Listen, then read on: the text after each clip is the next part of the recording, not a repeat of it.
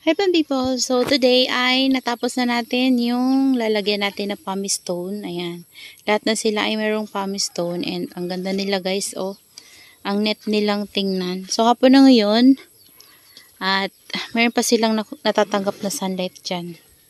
And konti na lang guys. Ayan. And then yung dito pala guys, yung ating Muddy Balays ay kinuha ko na yung baby niya. Yan, ngayon lang. Kakukuha ko lang. Ayan pa yung gunting. So, di ko na nakuha na ng video nung kinuha ko. Pero, ayan siya guys. So, sugat pa siya. Ayan. So, meron tayong nakuhang 4. So, meron pang natitira doon na isa. Maliit pa kasi siya guys. And kinuha ko na siya kasi, tingnan nyo. Oh, deform yung kanyang rosette. So, mas magandang tanggalin na natin siya para gumanda yung form ng kanyang rosette. So, i-air dry ko muna sila guys and tatanim ko din yan sa small pot. Ayan. So, yung mga tumubo naman dito ay hindi siya baby, flower stalk. Ayan. Ito, di ko alam kung baby to o flower stalk guys. Ayan na yun, tingnan nyo. Kasi nagkaroon siya ng heads, dalawa. Pero ito talaga ay flower stalk. Tapos dito parang baby siya guys. Ayan. Ito yung ating Carnicolor Cross Debbie. Ayan. Ganda ng color nito guys. Madungis nga lang sila kasi nisprayan ko sila dito ng 7. Ayan. Ayan. So ito, air dry ko muna siya guys. Ayan. Ito yung kinuha na natin last time. And naitinim ko na din yun guys. And dahil kinuha natin yung mga babies na malalaki na, ayan o, tingnan nyo guys, lumalaki na naman yung mga new babies niya. Yan, yung mga natira dyan last time, lumalaki na naman. And ngayon, ito kukunin din natin to guys. Yan o, ito ikat na din natin to. Yan o, lumalaki na din siya para maka-grow siya ng maayos. Ito yung gagamitin ko. Kakat lang natin. Ayan. Sa small pot ko lang sila guys itatanim muna. After natin silang ma-air dry. Ayan. Gamit ko kasi ditong malalaki. Meron pa dun no, pero maliit pa siya. So saka ko na kukunin yung iba guys. Ayan no, marami pala siya sa ilalim. Pero maliliit pa. So, tama lang na kunin natin tong medyo malaki na para mabigyan natin ng space yung iba na lumalabas. Ayan o. Dito natin siya. So, siguro, isang araw lang na pag-air dry, pwede na natin siyang itanim sa dry soil. Pero, mas maigi guys kung kayo ay kukuha ng mga babies ng inyong mga succulents para sure antayin nyo magkalos yung sugat niya sa ilalim. Yan, tas magkaroon siya ng new roots bago nyo siya itanim. So, ako naman kasi guys, sanay naman na ako na after ko silang makuha sa kanilang mother plant, air dry ko lang ng konti, tapos tanim na. So, nabubuhay sila dun sa akin guys. So, para sure lang kung sa inyo guys, kasi mahirap naman guys na sabihin ko na ganun, tas hindi mamamatay lang yung sa inyo, diba? So, mas maganda na nasundin nyo na lang guys yung medyo matagal-tagal na proseso ng pagtatanim kaysa sa madalian. So ako kasi tinatanim ko talaga sila agad. Ayan. Basta mayroon na akong pot. So mas magandang itry nyo muna na air dry, tapos antayin nyo muna mag-roots and saka nyo itanim. Ayan. So ito pala. Akala ko tapos na ako. Ito pa pala. Ayan. So, nandito yung pumice stone ko. Ayan, oh. So, lalagyan ko na rin siya, guys. Ayan. Itong ano na to, guys, na fungus to. Karoon to ng fungus si Robidona ko. Ayan, oh, tingnan nyo. Dinilig ko siya ng tango, kaya na ganyan siya. Ayan pa, oh.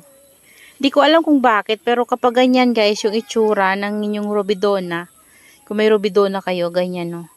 Fungus yan. So, diligan nyo agad yan guys ng fungicide.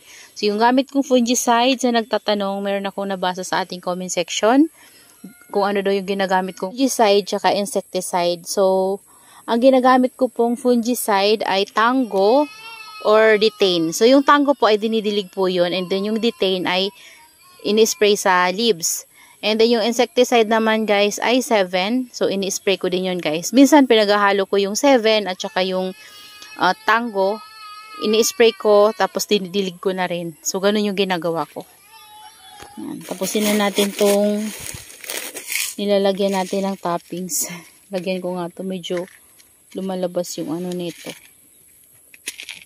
Ayan o. Si ano to guys? Si Lola Lepi.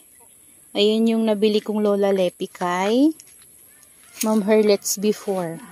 So, medyo nabawasan nga yung mga leaves niya. Medyo lumiit yan guys nung dumating sa atin kasi tagal niya sa transit. Kandaligaw-ligaw pa yung box na isa. So, ayun. Nagbawas yung kanyang leaves kasi nagmashi.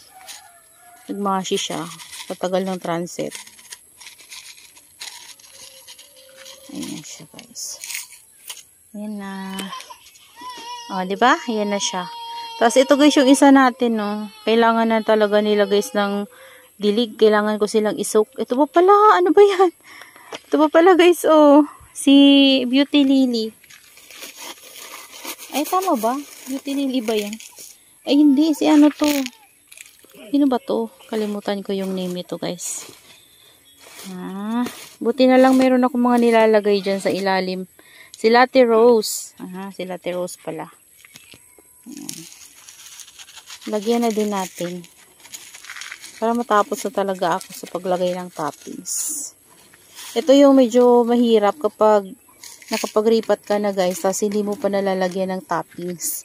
Kasi kung kukunin mo ulit, tapos buhat-buhat ka, mahirap kasi kung marami. So, mas maganda kapag nag-ripat ka, malagyan mo na rin ng toppings para diretso, diba? So, ito kasi, wala na akong pumice stone. Kaya, inantay ko muna dumating yung pumice.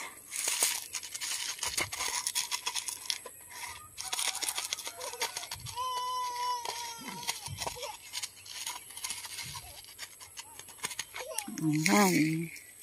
So, yan na guys. Oh, ito, lagyan ko nga din to guys ng toppings. Kasi kapag ginispray ko siya, na ano na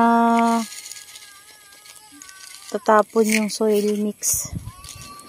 Ayan. So, kailangan ko magdilig. Didiligan ko to sila guys para mawala yung uhaw nila. Para makainom sila. Ayan.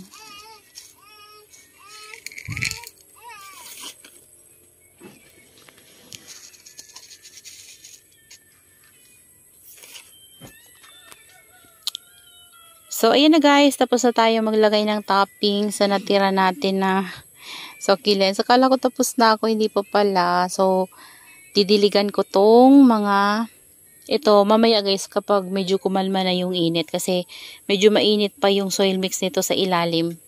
Kaya hindi ko muna sila babasain ngayon. So, later na lang kapag lumamig na yung kanilang soil. Para sure na hindi sila mapapano. Pero itong mga tinagalan ko ng babies guys ay hindi ko yan didiligin kasi may sugat yan. So baka marat. Kailangan hindi mo na sila didiligin. Tayo nating matuyo yung kanilang pinagkuhanan ng babies bago natin sila bigyan ng water. Ayan.